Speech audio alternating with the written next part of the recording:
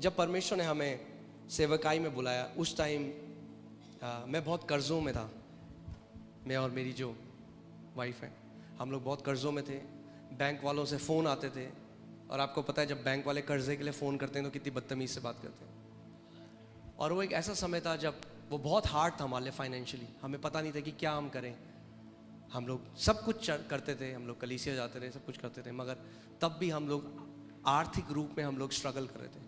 और एक दिन जब मैं परमेश्वर का वचन पढ़ रहा था, इफिसियों 1:3, तो उसमें लिखा था, Blessed be the God and Father of our Lord Jesus Christ, who has blessed us with every spiritual blessing in the heavenly places in Christ Jesus.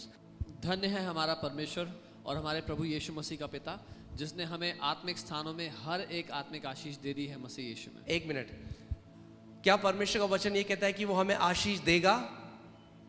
क्या कह रहा है वचन? दे दी है। परमेश्वर का वचन कह रहा है, और कितनी आशीषें दी हैं? दे दी है परमेश्वर ने। आप जानते हैं आपको प्रार्थना करने की जरूरत नहीं है परमेश्वर मुझे आशीष दे, क्योंकि आप परमेश्वर से वो मांग रहे हैं जो उसने पहले ही आपको दे दिया। गॉड ब्लेस मी, अगर आप ये प्रार्थना कर रहे हैं, परमेश्वर कह रहा है पहले ही मैंने कर दिया है। मगर क्या कह रहा है, मेरे लोग क्यों नाश हो रहे हैं? मेरे वचन के ज्ञान की कमी के कारण। जब मैंने ये वचन को पढ़ा तो मैं रुक गया। मैंने कहा परमेश्वर, आपका वचन तो कह रहा है कि आपने मुझे सारी आत्मिक आशीषों से आशीषित करा है, फिर मेरा जीवन ऐसा क्यों है? तो मैंने एक निर्णय लिया। मैंने सोचा मैं इस बात से नहीं जाऊंगा कि मेरी परिस्थिति कैसी है, मेरी फिजिकल सर्कमस्टेंसेस कैसी हैं। मैं इस बात पे खड़ा हो जाऊंगा परमेश्वर का वचन मेरे लिए क्या कहता है। और मैंने सोचा कि मैं उस बीज बोने वाले की तरह बन जाऊंगा। सो मैं कमरे में गया, मैंने दरवाज़ा बंद किया, और 3 घंटे तक मैं केवल इस आयत को बोलता रहा। 3 घंटे तक।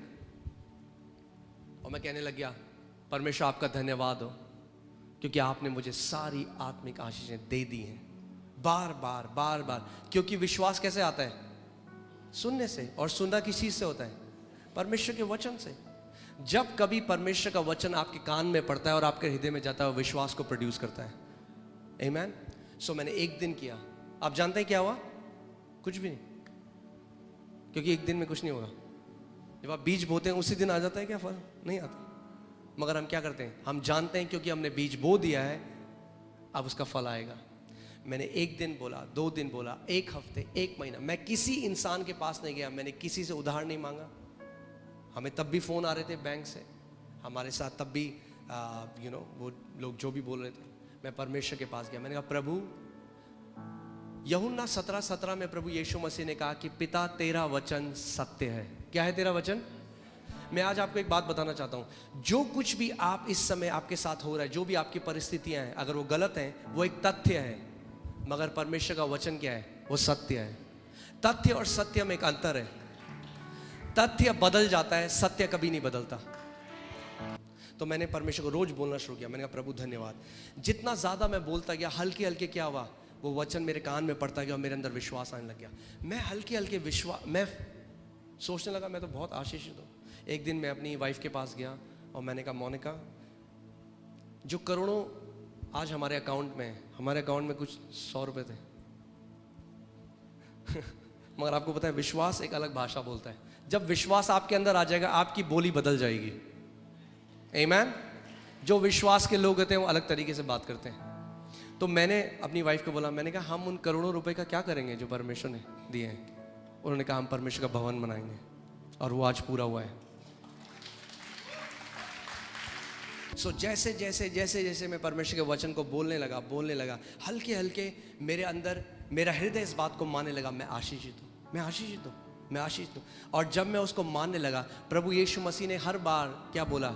जैसा तेरा विश्वास है वैसा ही तेरे साथ हो। और केवल एक आयत, कितनी आयत? इफिसियों 1:3। ना केवल उसने हमें गरीबी से बाहर निकाला, हमारे कर्जे मिटाए, मगर मैं आपको बता रहा हूँ आज हम एक बहुत आशीषित जीवन जी रहे हैं केवल इस वचन की ताकत के द्वारा। और मैं बताना चाहता हूँ ये आप सब के लिए है, ये वचन आप सब के लिए है। उसने हम सबको सारी आशीषें आत्मिक स्थानों में दे दी हैं। Thank you for tuning into today's video. We hope this video has blessed you. Please share it with your friends and loved ones. Make sure to subscribe to our channel. like and press the notification bell. This will keep you updated with our latest sermons and teachings. Thank you. आज की video को देखने के लिए धन्यवाद। हमें विश्वास है कि इस वीडियो ने आपको आशीषित किया है।